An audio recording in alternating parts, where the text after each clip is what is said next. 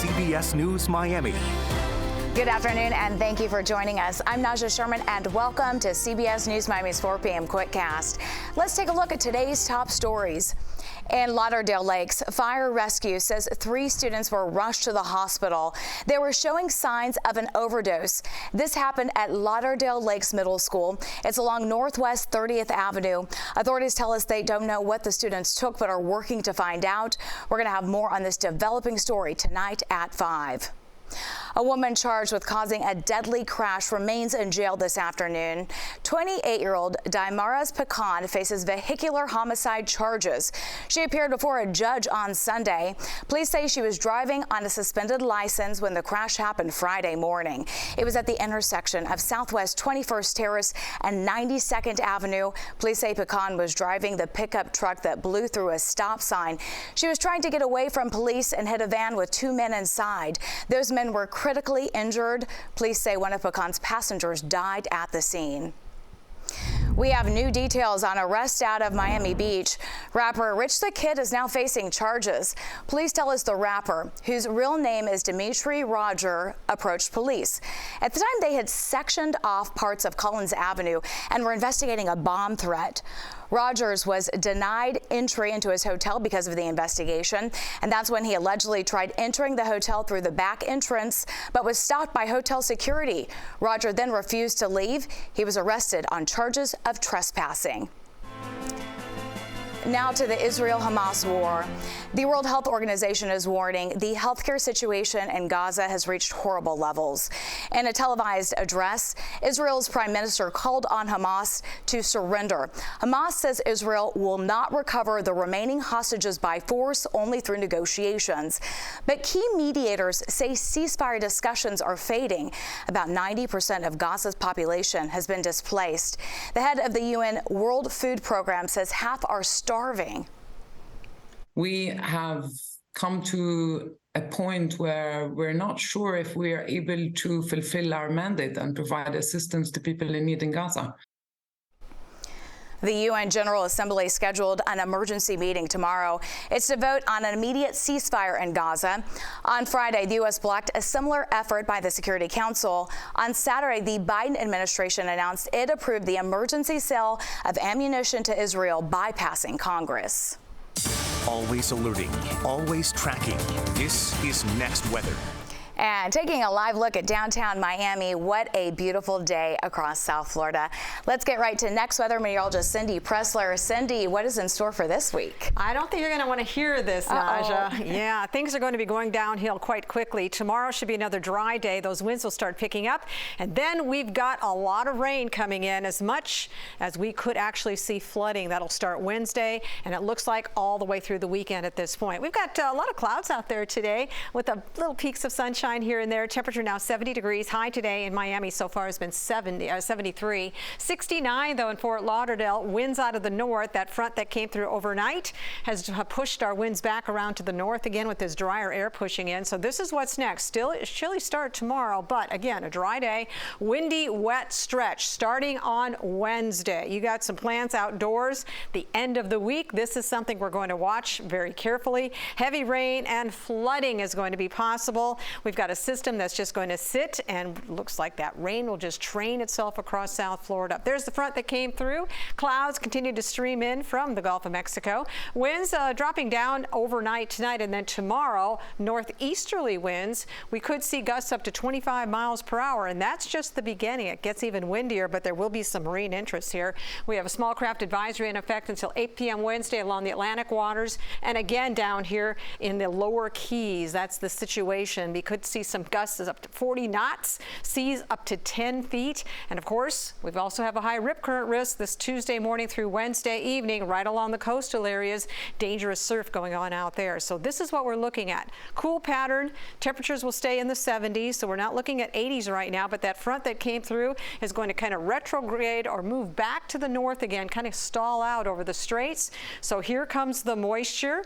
Breezy. That's breezy conditions until we get to windy conditions by the end of the week. An area of low pressure will develop in the Gulf of Mexico, and that's why we're going to be watching this closely, depending on how quickly that low moves off to the north, and that could be a storm system for the East Coast as well. We could see as much as 3 to 6 inches of rain total by the time we get done with the weekend. So here is your forecast. Tomorrow, 78 degrees, so temperature is actually pretty nice. Upper 70s, that's close to normal for this time of the year, but it's the winds that are going to start to kick in, and that'll make a big difference. Then the rain kicks in starting Wednesday, 60-70% on Thursday. Could see some thunderstorms in here as well. Friday looks wet. Saturday especially wet. This is the day we're going to be watching for that flooding threat, and maybe tapering off by Sunday into Monday. But again, that rain could continue into the first part of next week.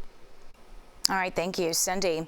People in parts of Tennessee are dealing with a nightmare. At least 6 people are dead and entire neighborhoods wiped out by severe storms. CBS News Miami's Manuel Bojorquez is in Nashville, where the governor has declared a state of emergency. Oh my God. In Nashville, Tennessee, videos posted to social media show the intense wind. Oh my God. And the night sky lit up from exploding electrical equipment. Transformer just blew. In just minutes, powerful tornadoes shredded homes in Middle Tennessee. The city of Clarksville was hardest hit, where the National Weather Service says an EF3 tornado reached max wind speeds of 150 miles per hour. Yet closer to Nashville, an EF2 tornado left its mark as it sent mobile homes airborne at this trailer park. Firefighters believe that's how 31-year-old mother Floridima Perez and her 2-year-old son Anthony Mendez were killed. One of the firemen, I said, did they find the baby? And they said yes, they couldn't find it because she was holding it, covering it, protecting it. Another trailer belonged to 37-year-old father Joseph Dalton, who died from his injuries. I'm thankful that we're all alive, but what hurts me more than anything is he lost his life last night. The National Weather Service reported at least 6 tornado tracks. Officials say at least 22 structures were destroyed and more than 80 people were injured. I hope nobody was in those houses. Tennessee Governor Bill Lee toured the damage Sunday. There are victims whose lives are devastated and will never be the same. Tanya Osborne says she's lucky she wasn't home when her house was hit. I would have been in the closet that's now been sucked out. Now she's left with very little. My whole life has been reduced to several garbage bags and what I can get in them and what I can salvage. The local electrical company says there was extensive damage to some of its substations, so some areas may not have power fully restored, possibly for weeks. Clarksville Montgomery County schools will be closed today and tomorrow as officials continue to assess damage to campuses there. Manuel Bojorquez, CBS News, Nashville. More news when we come back. Stay with us. This afternoon, thousands of Florida workers are owed millions of dollars. It's sitting, waiting to be claimed. CBS News Miami's Terry Hornstein explains what you need to do if you're owed money. We're talking about more than $160 million owed to workers across the country and just sitting there, waiting to be claimed. When a business violates labor laws, the U.S. Department of Labor recovers unpaid wages on behalf of employees. The agency tries to contact the employee, but if they can't, they hold on to the back wages. According to the Miami Herald, that is more than $161 million across the country, more than $6.5 million right here in Florida.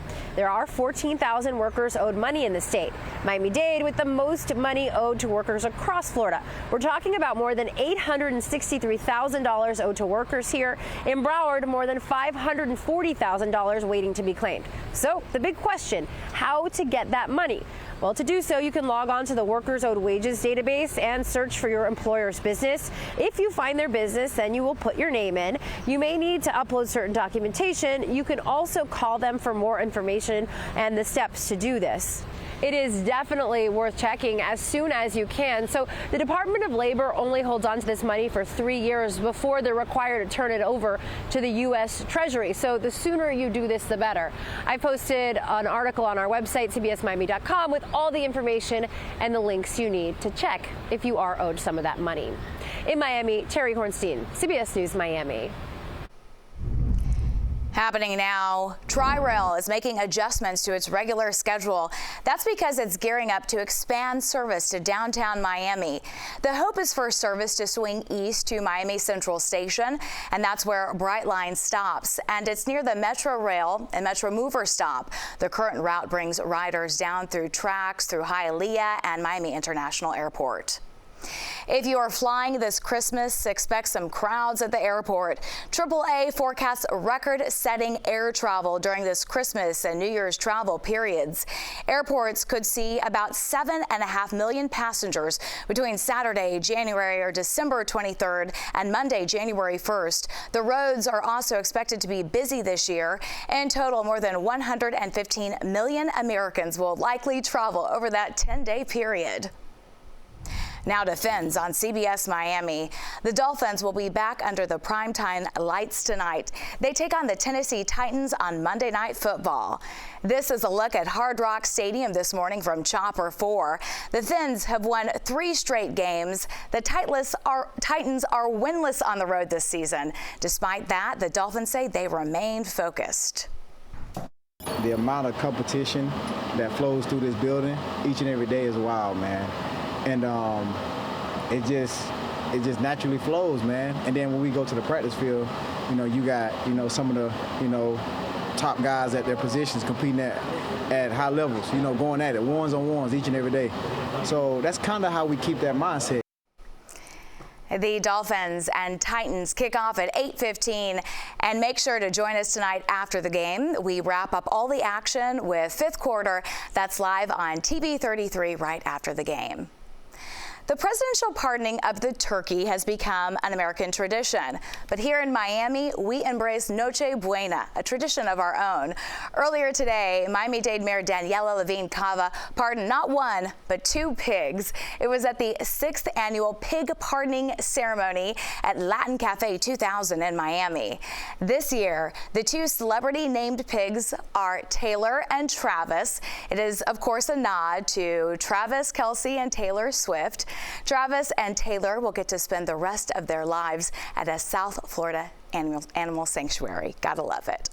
The power of CBS News and the CBS News Miami stream are always at your fingertips. We're on Pluto TV and it's all free, or you can find us on your favorite streaming device with the CBS News app. Then click CBS News Miami. That's your CBS News Miami Quickcast. I'm Naja Sherman. Stay tuned for more news right here on CBS News Miami, and have a wonderful Monday.